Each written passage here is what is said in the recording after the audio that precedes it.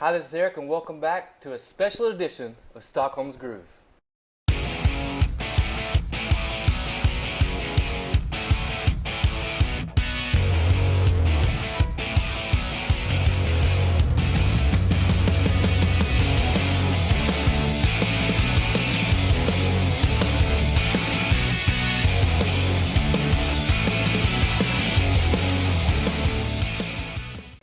Man, we're very excited. Today we have Jorgen.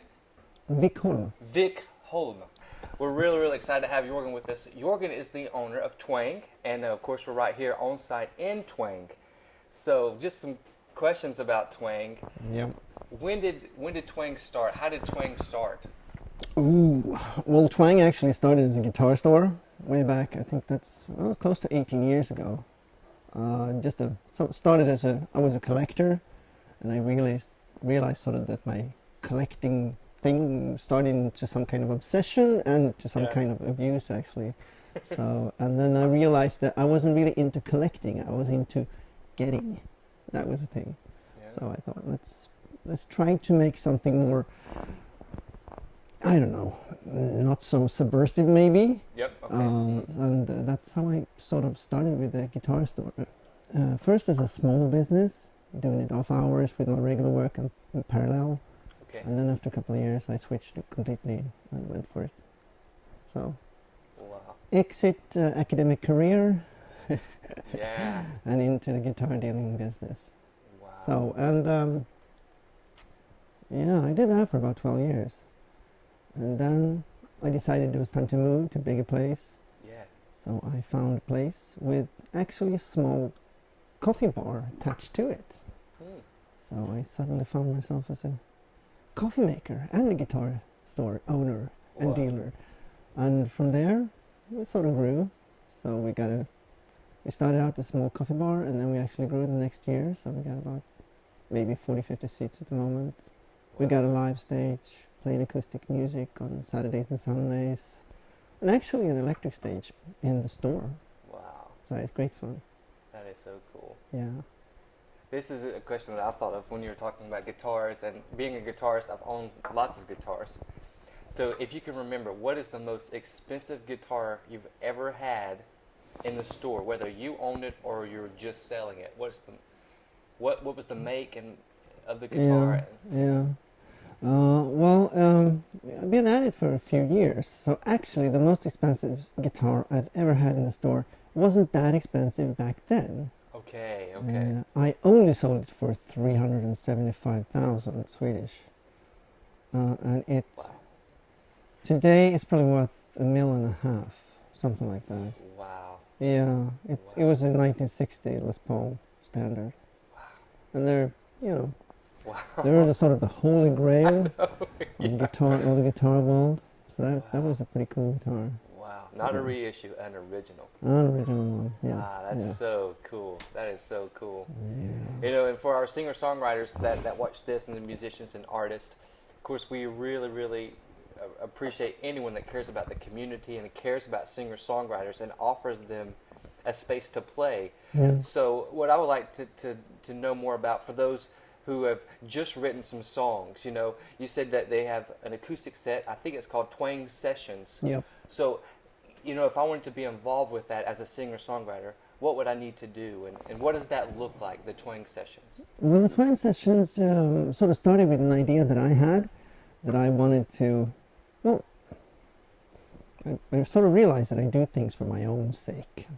I do what I like. I'm really sort of fortunate that way. And I really felt that we traveled quite extensively to the States.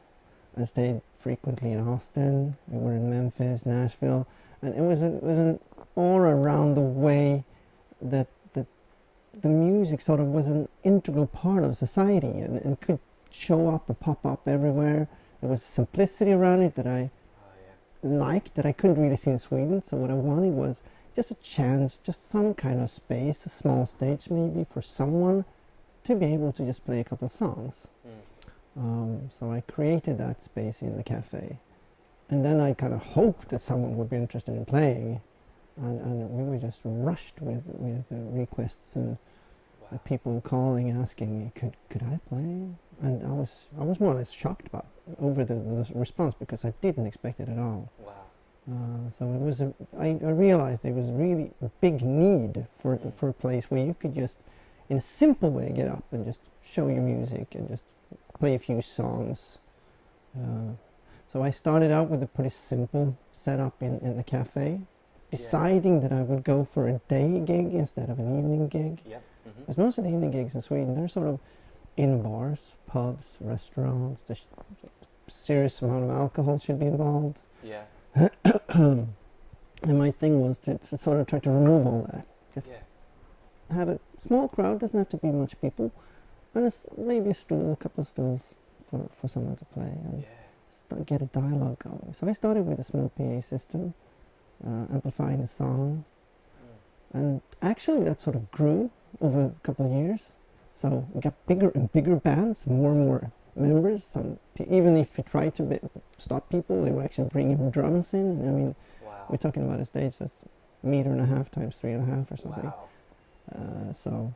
So I felt like, well, the volume is sort of a problem here, because I wanted some kind of dialogue. I probably couldn't really express it, but I felt that the volume created a space that you didn't have a communication. You had a monologue, and it was too powerful for me. So I actually removed the PA system just to have it fully acoustic. I decided that people could use a stage.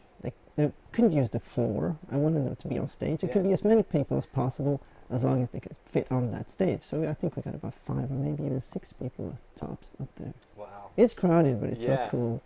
And what we got was such an awesome contact between the artist and the people listening. Wow. And they really listened. Yeah. One would think that if you lower the volume, people will start talking and feel like, well, maybe I can discuss my life situation with my friend instead. But no. The lowering of volume actually made people more interested in the music. Wow.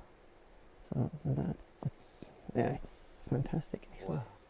Yeah. And what I appreciate about that is how you said it's a dialogue, and lower the volume, and it's crowd interaction. Yeah. You know, I think that's just beautiful, because the singer-songwriter, like me and my wife, you know, we want people to hear the song and to hear the lyrics and to hear those, but to be in a dialogue of what's the song really about. Yeah, you know, that's kind of why we even started Stockholm's Groove. We want to know what's the song about, to have that dialogue with the artist that's worked very hard on these songs.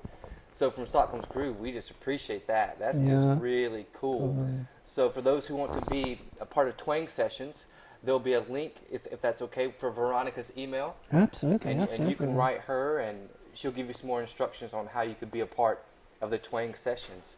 You know, then there are other artists like that are more advanced, and that say, hey man, I've just come out with an album, can we do a CD release? You know, me and my wife are going to do our CD release here at Twang. So just speak a little bit about that and what that looks like to the release artists thing. that want to have that.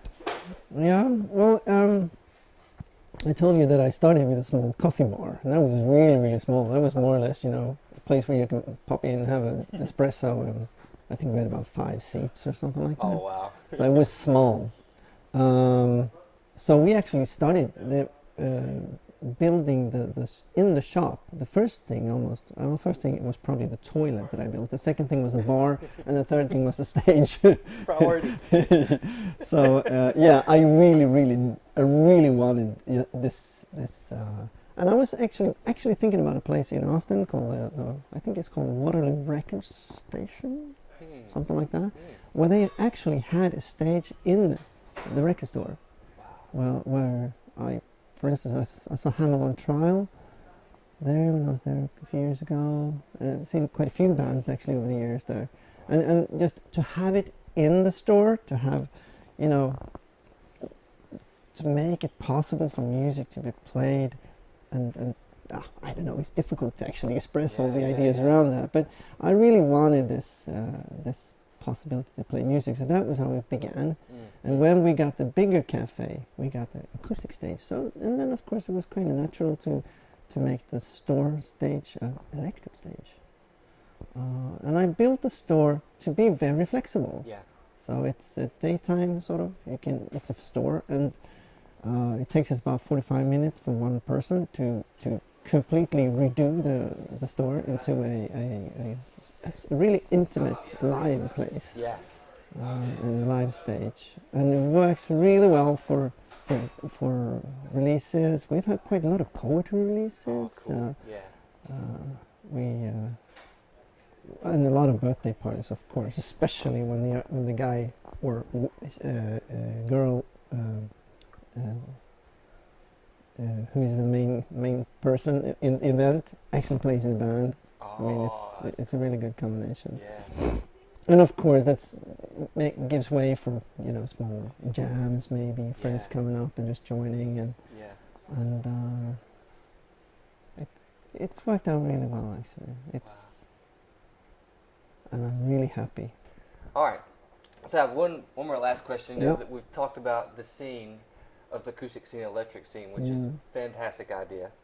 And I just want to encourage those of you who are singer-songwriters to come in here, take a coffee or a latte, take a sandwich, talk with Jorgen, go downstairs, check out the guitars, the amps.